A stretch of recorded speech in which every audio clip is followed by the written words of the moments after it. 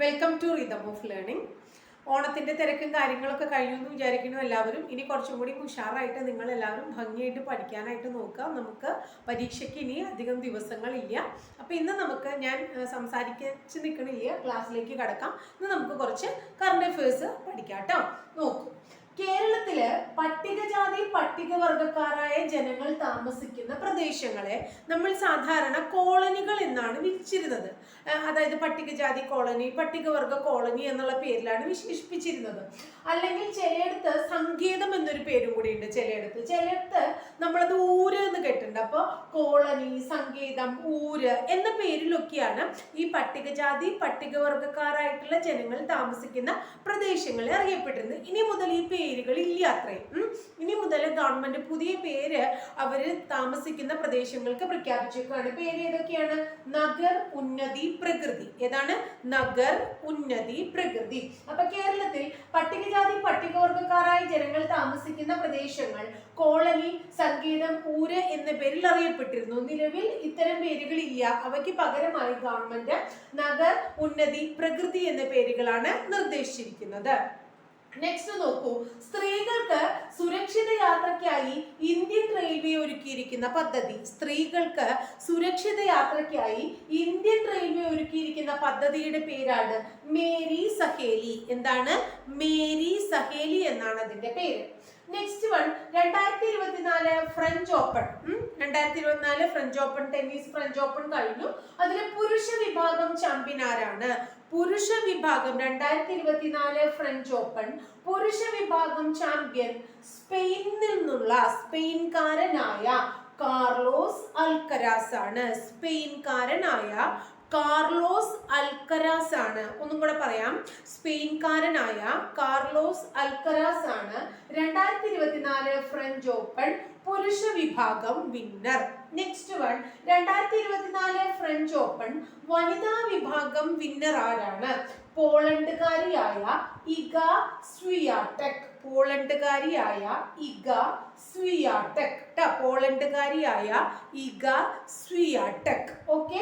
ഇനി next one, 2024 75-ാം വാർഷികം ആഘോഷിക്കുന്ന അന്താരാഷ്ട്ര സംഘടനയുടെ പേരെന്താ? 2024 75-ാം വാർഷികം ആഘോഷിക്കുന്ന അന്താരാഷ്ട്ര സംഘടനയുടെ പേരെന്താ? നാറ്റോ. എന്താണ് അന്താരാഷ്ട്ര സംഘടനയുടെ പേര്? നാറ്റോ. നെക്സ്റ്റ് നോക്കൂ, വേൾഡിലെ ആദ്യത്തെ എയർ ലിഫ്റ്റഡ് പോർട്ടബിൾ ആശുപത്രി.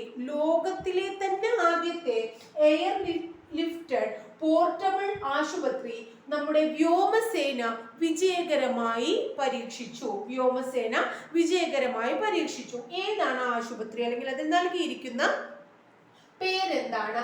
ആരോഗ്യമൈത്രി ക്യൂബ്. എന്താണ്? ആരോഗ്യമൈത്രി ക്യൂബ്. വേൾഡിലെ തന്നെ ആദ്യത്തെ എയർലിഫ്റ്റഡ് പോർട്ടബിൾ ആശുപത്രി നമ്മുടെ ഇന്ത്യൻ വ്യോമസേന വിജയകരമായി പരീക്ഷിച്ചു. അതിന്റെ പേരാണ് ആരോഗ്യമൈത്രി ക്യൂബ് എന്ന് പറയുന്നത്. നെക്സ്റ്റ് നോക്കൂ, ആദ്യത്തെ ആണവോർജ ഉച്ചകോടിക്ക് വേദിയായത് എവിടെയാണ്? ആദ്യത്തെ ആണവോർജ ഉച്ചകോടിക്ക് വേദിയായത് എവിടെയാണ്? ബെൽജിയത്തിലെ ബ്രസൽസ് ആണ്. എവിടെയാണ്? ബെൽജിയത്തിലെ ബ്രസൽസ് ആണ്. നെക്സ്റ്റ് വൺ, ആദിവാസി ജനതയ്ക്ക് ആരോഗ്യ സേവനങ്ങൾ നേരിട്ട്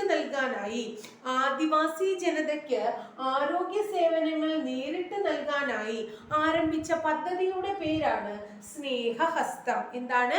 സ്നേഹഹസ്തം.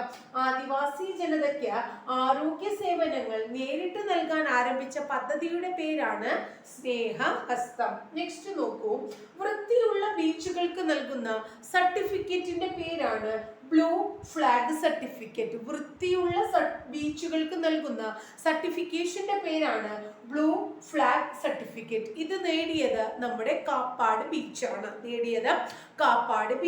വൃത്തിയുള്ള ബീച്ചുകൾക്ക് നൽകുന്ന സർട്ടിഫിക്കറ്റ് ആയ ബ്ലൂ ഫ്ലാഗ് സർട്ടിഫിക്കറ്റ് നേടിയത് ഏത് ബീച്ചാണ്? കാപ്പാട് ബീച്ചാണ്. നെക്സ്റ്റ് വൺ, 2024 പാരീസ് ഒളിമ്പിക്സിൽ ഇന്ത്യൻ ദീപശിഖ ഏന്തിയത് ആര്? അഭിനവ് ബിന്ദ്ര. വളരെ ഇമ്പോർട്ടന്റ് ആണ്, നമുക്ക് ചോദിക്കാറുണ്ട്. ഓരോ പ്രാവശ്യവും ഒളിമ്പിക്സിന്റെ ദീപശിഖ ഏന്തിയത് ആര് എന്നൊക്കെ ചോദിക്കാറുണ്ട്. 2024 പാരീസ് ഒളിമ്പിക്സിൽ ഇന്ത്യൻ ദീപശിഖ ഏന്തിയത് ആരായിരുന്നു? അഭിനവ് ബിന്ദ്രയായിരുന്നു.